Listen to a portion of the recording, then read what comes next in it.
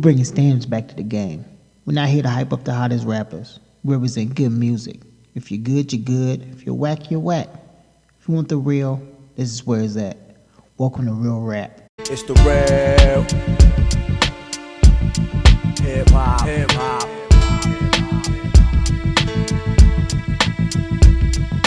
The real hip hop.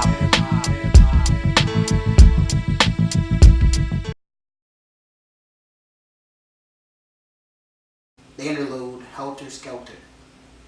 I don't know. I really paid attention to this one. It was a skit, so Yeah. it threw me off. Like all this stuff. Most of the album. Yeah, it was okay. Then Stronger. I liked it. I liked his flow. He wrote the track. The track was dope. I liked it. He said the verse I liked. He said, "Never trust a dope fiend with your hope and dreams." So I thought that was cool. But I like this song. I thought it was okay. I don't know. I thought I was back, and then this song came in, and then he pushed me back into another direction. He spin me around 10 times, and then he took out the blindfold and just let me go. He's talking about the guys that Dark Cash don't like, them fake thugs. He don't like them, and neither does Lupe. A guy who tried to sell drugs but wasn't built for it, ended up snitching, moving to Arizona, but he blew all his money that they gave him. Then he wanted to make black people Jewish, like I don't know, so they can take the rap game back. And he started talking about masturbating to big booties, but he won't ask for nudes. I don't know what was going on, bro. But he was still trying to holler though. Didn't like the Nicki Jean hook this time. I like all her hooks instead of on this song. Second verse talked about junkies and how Tanya Marcello, I don't know how to say it. How she fucked up the cartel when she was like laundering money for them. And then, they got caught, and it was so crazy that to show up in court, she had to be on the TV screen. I was like, God damn! She couldn't even go to the courtroom. The third verse was cool. It was more addict talk. It said, politics bring fevers to punish dealer, educate the Justins and stop the ringleaders. Ringleaders, like the ringleaders of the cartel. But Justin, I don't know if you know, but that's where you get the class rings from. Well, I had a class ring. I lost it. My mom got mad, but that was that's why I thought it was dope, because I remember that ring. I had it for like a day, and I went hooping. Tro, you got my ring, bro? Because I left it in the yard. It should cost about $300-400, man. I don't have it. I had my name and stitched on it and everything, man, engraved on it. I just need my ring back, bro. Dang, that hurts. Ring back, bro. So when I heard that line, that shit, it brought it back up, man. And then we talking about slavery and shit. Alright, that's another thing. We went from talking about slaves jumping off ships to save future slaves to drug dealers and drug fiends. Yeah, he all over. So are they saying that these are the new slaves? The drug fiends are the new slaves? Dark Cash, is that what they're saying, bro? Is that what he's saying? So this got me kind of pissed off. So I had to do a little research, and then I realized that there's 2 parts. The first 9 songs was the slaves, and 10 on down is Drogas, which is drugs. Okay. Sun God Sam and the California Drug Dealers. That was okay. First verse, fuck you. Second verse, fuck you. The hook was cool. Third verse, I liked it. He said, she knows that I'm crooked like Owen.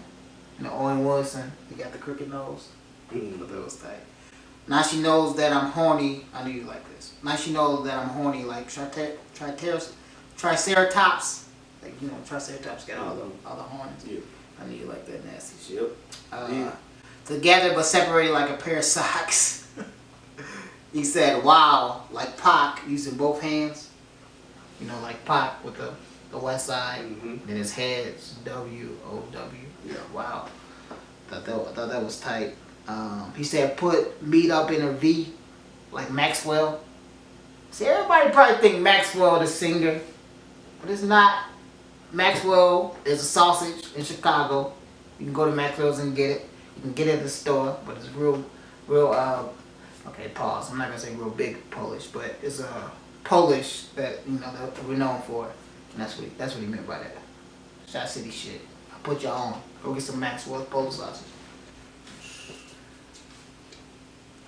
What do you think about the song? I was confused on this song. The only thing I really dealt with was the chorus, kind of. Now you told me that we're not talking about slaves no more. Let's go throw my whole shit off. So I'm not gonna say shit about it. I'm just gonna leave it alone. But I kind of probably went too deep. So we can go ahead and go to the next song. Now I know we're not talking about slaves. I'm probably gonna have to look at all my shit again. XO. I like this track. I like this flow on the track. Troy Enos. I don't know how to say the name. Irons, what? Oh, the way I wrote it, I don't know. Okay, Troy Irons. She sounded amazing. I liked her on this song. She's nice. I definitely want to look her up because I just liked her voice on this song. I don't know who she is, but the song was okay. But I like the track and the flow. Yeah, I thought it was cool. Like I said, like Tori Irons? Troy? I don't know. It's T-O-R-I. Irons. On the hook, I like that.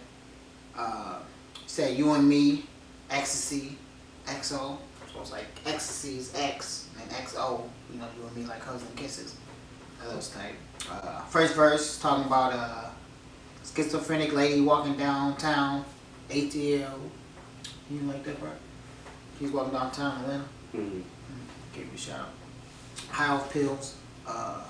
Second verse, he said, she just runs and comes back to the beginning. So I took it as like, just like a never-ending story of being a drug addict. Like she's trying to get over it, but she can't. She keeps like pretty much going in circles. Said something about bees in the ceiling. I don't know if that was like a Candyman reference or what. I didn't understand what the bees in the ceiling had to do. But Candyman was shot in the city, so hey, anytime you can shout out the city, man, it's a plus for me. Brought the water reference back and used the water metaphorical to the drug. He brought the wave back, I guess. He said, fauceting all these things down from dark clouds. The Vale House, canals, the foul, the undependent till it breaks. The surge tsunamis down advantages, knocking down establishment, walking out the calluses of fate. So they're pretty much saying the water is breaking down everything like the drug is breaking down like all the communities and neighborhoods and all that stuff. Or maybe I'm doing too much. I think the latter. First, talking about legal drugs, where you don't care about the cure because the money is in the medicine, but not the cure. State of ethics vetted to better the new genetics. So they're getting rid of all the ethics. They don't really care about that shit as long as they get their money. Don't mess up the children interlude. No, it was a skit, but it definitely had some truth to it though. So it was cool. I liked it. I wish the whole album was just interludes. That would have been amazing to me. It's probably been a classic fucking album. We just use interludes.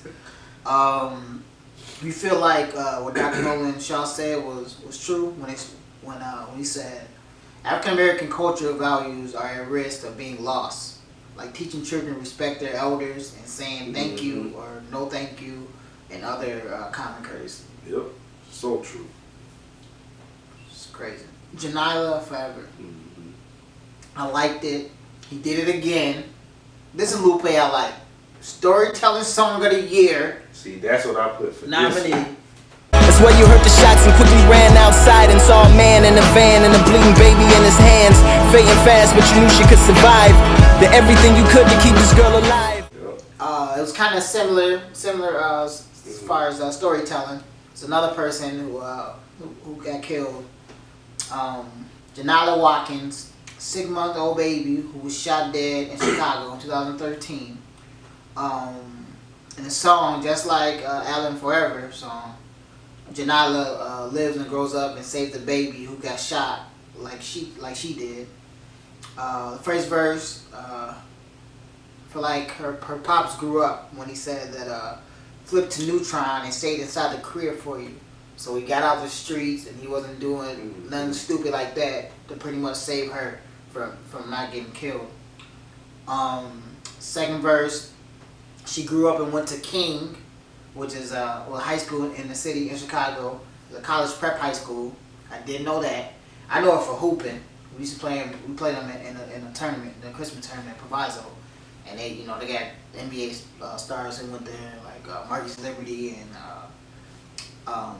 Leon Smith, who got drafted out of high school, out of King to Dallas. So I didn't even know it was a college prep high school. And then Lupe pays respect to Adijah Pendleton, who's a chief from Chicago too, 15-year-old native. And she had performed in a marching band at Obama's second inauguration, like 10 days before she got killed. Like it was like mistaken identity. I remember that. Somebody just shot up the crowd and she ended up getting killed. But he shot her out by saying that she came back to the she came back to her school, which is King, and she was teaching art class to Janila. Wow.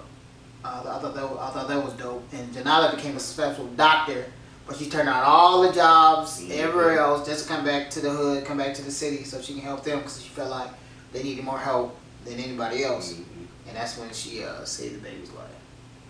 And what's crazy is the baby Janila, Derrick Rose paid for her funeral. What do you think about it? I mean, you pretty much said everything on this one. It was very deep. I had nominated. This is the one I had nominated for Story of the Year, Storytelling of the Year. It was deep, man. It was kind of hurt. Yeah. You know what I'm saying? I was kind of was quiet. I got a 9-month-old, so it kind of touched me a little bit. But I really like this song, and I nominated it for Storytelling of the Year. You hit all the things, and then especially at the end when he like, I bet you didn't know that you say yourself, yeah, I got some onions in my eyes. Yeah.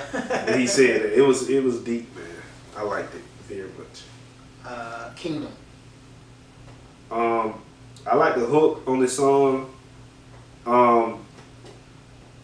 I like the verse. He said, "Half sleep for being over preached, the other half sleep cause the Zan good. A chief would take his hold on, what is it? Take his hand. Yeah, a chief would take his hand like a thief and make him stand like a man would." I like that. The song was cool, but that verse really caught me. I like Damian Marley in the song. I like I said, the hook was dope, so it was cool. I like this one. Yeah, I liked it. First verse talk about the senseless killings that be going on. Same verse he said, hiding malice in the land, look like the lights of havoc, do no damn good. A chief would take his hand like a thief and make him stand like a man would. Meaning they don't have any guidance, and that's why they do the senseless killings. If they had some and somebody to check them, maybe they wouldn't do that. And this won't be happening. And he said, front line out the plane with no parachutes and they backpacks. Like they have no guidance. They just out there just going, jumping and just fucking up pretty much because there's nobody to guide them and nothing to like a parachute so you can pull back on, fall back on. I like the pre-hook. It said, is it free when it's freedom or being dumb being free? I saw that too. I was like, whoa. So the fact that you're free, if you're not really applying none of the things that you get to Are have. you really free? Are you really free? For voting, they was all getting killed as far as the black community. They getting killed just to have the right to vote, but then nobody's voting. And that's one of the great thing about the youth these days. They don't appreciate stuff like that. Just real quick, I just feel like I was talking to a young dude at work. We worked together, me and Bayard, and Roots came on, and he was like, "Man, I don't want to watch this junk. This stupid." And I just feel like just stuff like that, and just learning your history outside of school, the schools that we have here, because of course they gonna flip a lot of stuff, but just stuff like that, they don't want to hear that type of stuff, and they don't realize how important that stuff is. You know what I'm saying? And they don't know the struggle like how we had to learn, and you can tell they slowly taking that stuff out of school. They don't want them to know this stuff. You know what I'm saying? And they don't appreciate it, like you said. They don't want to vote. Oh, it don't matter anyway. That's so stupid to me. But that's some truth, man. You know. Yeah, I like Damian Marley's verse, saying that we're all kings and queens, and all our children are princesses and princes. I like they switch it up and let Damian Marley. He did the pre-hook, and I feel like the outro was cool. Baba Kwesi. It's another skit. I liked it. Definitely had truth to it as well. I like one part say worst form of imprisonment is the mind. It's truth. Deep. So I liked it. Yeah, I thought it was cool. It pretty much said be you. At the end of the day, just be you. Imagine. I like the track. I like the delivery. The song was cool, but his flow on this one was nice. So I liked it. I liked it. I like Simon Says on the hook. First verse, I liked it. I like how he shouted out a classic movie. I don't know, man. I don't know if you're really into movies. This ain't like Purple Rain. It's not an R&B flick, so I don't know if you gonna know it. Test me out, bro. Let me see. Okay. He said, that's a 357 Magnum, like Tackleberry. Academics took a back seat like Hightower. Hightower, Tackleberry. Characters in the movie. I don't know that one. Police Academy. I heard of it. I've never seen it though. Yeah. I can get on it, man. Yes. You won't. After this episode, You won't regret it after this one. It's like 5 or 6 of them, but you will be hooked. Cause you know Tackleberry, he always had a lot of guns, and he always had that 357 Magnum. And then Hightower, he was so big they had to take out the back seat of the cop car so he can drive, cause he was so big. So that's why he said academics took a back seat, like Hightower.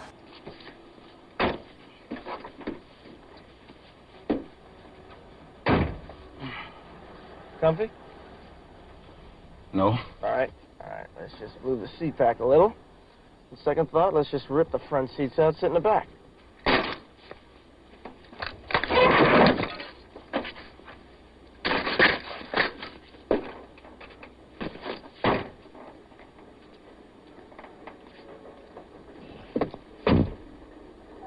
Actually, I was kidding about the front seat, but this is good.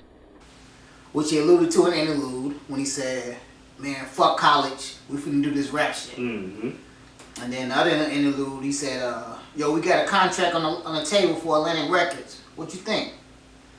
And then he said, well, every rose has its thorn. And if it could be reborn, I mean be the king, even Jesus put him on. So with that, just because they went to Atlantic, they got signed to a major, doesn't mean everything will be pretty. Yeah, you know he had crazy beef with Atlantic. Crazy beef. But I'm going to get more to it because I didn't know all this stuff that happened. But I think that's why his last album was kind of. He said, I got something for y'all, Larry. I'm out. Like, pretty much he's saying, like, even with the whole Jesus thing, he was crucified. So he's like the sacrificial lamb type of thing when he went to Atlantic. And then, you know, if you touch a rose, it's pretty, but if you touch it, you're going to get poked. So that's what he meant by the whole Atlantic thing. And then he said, so Atlantic Ocean motion might make you sail funny. So Atlantic is an ocean, Atlantic Records, sail like a boat, but sell units. Yes, yeah. And you might not have to be yourself to do that, so it's gonna sell funny. Mm-hmm. That's what he meant by that. And then he said, still kind of paranoid from when they leaked my tape. Got blackballed, couldn't find a job, trying to backup dance. That shit was crazy, thanks to my backup fans. I guess what lawyers can't do, the hackers can. So what he meant by that was, he was coming out with an album. They wouldn't drop the album until he dropped a single that they wanted him to put out, and he didn't want to do it. So he said his backup fans, which is his real fans, they hacked into Atlantic and told him they're gonna tell something about the CEO, the whole committee, like everything at the record label, unless they let him put his album out. So they told him that. Man. His album was out like the next day. So he's not playing with it, boy. His lawyers couldn't do it, but his hackers can. Wow. And I didn't know none of that. And I still don't understand why they leaked his album. Like, why would you leak one of your artist's album? Pretty much because they didn't fuck with him, I guess. And the third verse is okay. Okay, Stack That Cheese. This was alright. This one of the songs I didn't really care for, so I didn't really put too much into it. It was alright though. Yeah, I thought it was cool though. He made fun of the game this whole song, I felt like. First verse talked about how the new rappers came up. Yeah. I like the hook and the bridge. Nicki Jean. I'm fucking with Nicki Jean. Second verse is okay. Third verse, he used Stack That Cheese after every line. I like that. He said, you want to flip burger, want to stack that cheese, make American singles, want to stack that cheese, you know, flip that burger with cheese. But he's talking about money. Mm-hmm. And then American singles, you know, you get like craft singles with the cheese, but you're still talking about money. I thought that was tight. Cripple. This was a beautiful track. I liked it. It was smooth, man. He had the cream thing going. He said, "Cripple, community resistance in progress. People lovingly!" Exclamation. Spell out cripple, and I think in this song he was more talking about how the neighborhoods and the people in neighborhoods or our hoods and stuff, how they crippled. He was talking about, you know, different situations where politics or the government and stuff cripple black neighborhoods and stuff. I like this one. It was dope for me. I thought it was cool. First verse felt like was all over the place. I like when he said, "In the root of the bird, due to the unconscious, urge you beat dudes." Rooting for Bird, Larry Bird, would unconsciously urges you to beat black people. That was kind of deep and kind of true, especially in that era. Yeah. Most of the white people were rooting for the Celtics. Most of the black people were for the Lakers. I like the refrain and the hook. Second verse killed it. Has some questionable lines though. He said, "Pull out game strong like the Waco kid." Then he started talking about some homosexual stuff. But you know, Waco Kid, TV show, he was like quick draw. He's saying his pull-out game when he smashed him. Pull-out game. But then he got into some homosexual things. I don't even understand where that came from. He said the F word in this. I'm not going to say it. He said, "Don't be a, let me stab that yoo-hoo with my ding-dong fruits of interracials. My banana's bigger than King Kong. Both ways seem wrong, like nobody in China is good at ping pong." Seem wrong? That's a lot. I don't even understand it even after you read it. So He said, "Don't be," okay, I'm going to say the word. He said, "Don't be a fag. Let me stab that yoo-hoo with my ding-dong. Fruits of interracials. My banana's bigger than King Kong. Both ways seem wrong, like nobody in China is good at ping pong." Seem wrong? Pretty much saying homosexuality is wrong, but I don't understand what this had to do. Yeah, I don't know. It kind of threw me off. I don't know. And then I knew, like, he got a little freakier on this one. I knew you probably like this line. He said, "Does that mean if I let you ride it, I can put my thumb in it?" Yeah, I like that. I like that. You know that little nasty ass over here, man. Pun intended, nasty ass. He said they hate blood like Blade, so they hate cuz like an English teacher's grades. You know, Blade's the vampire killer. He hate blood, but blood like blood and Crips. And then he said so they hate cuz is Crips, and then they hate blood. That's a blood. And English teachers hate when you say cuz, like that's not a word. Yeah. That was dope. He flipped out really nice. I almost gave him verse of the year, but the homophobic lines. Threw you off. And then he said some racist shit too. I didn't bring that up. They kind of like messed up the verse for me. The third verse is okay. He said and put it in a box just like Desiree Washington. Desiree Washington was a lady who accused Mike Tyson of rape. Mm-hmm. She put him in a box, which is prison, and he a boxer. So yeah, I thought that was dope.